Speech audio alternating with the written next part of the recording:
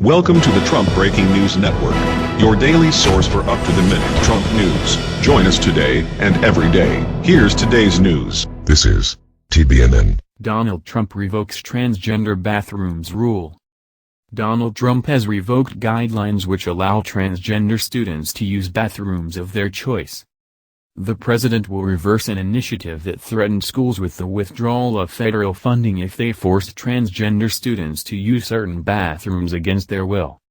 The landmark directive was issued by the Obama administration in May 2016 to create and sustain inclusive, supportive, safe, and non-discriminatory communities for all students. States and school districts will now be able to decide whether students should have access to bathrooms that do not reflect their biological sex.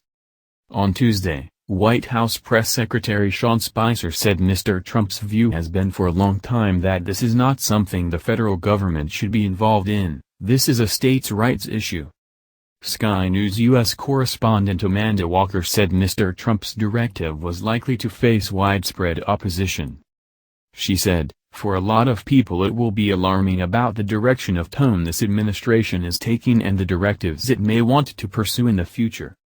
During his campaign to become the Republican presidential nominee, Mr. Trump said transgender people should be able to use the bathroom that they feel is appropriate.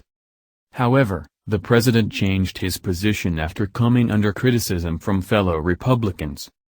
Legal experts said the change in policy could affect a Supreme Court case set to be heard next month, involving a transgender teenager who was denied access to a boys' bathroom in Virginia. While campaign groups welcomed Mr. Obama's directive last year, many Republicans dismissed it as an overreach of federal powers. Texas Lieutenant Governor Dan Patrick claimed the move was blackmail and said his state would rather forfeit educational funding than comply with the guidance. However, the former head of the Justice Department's Civil Rights Division said talk of federalism overlooked the vital and historic role that federal law plays in ensuring that all children are able to attend school free from discrimination.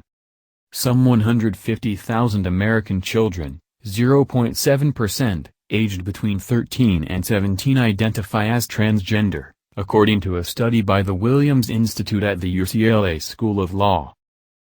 That's the news. Join us here every day.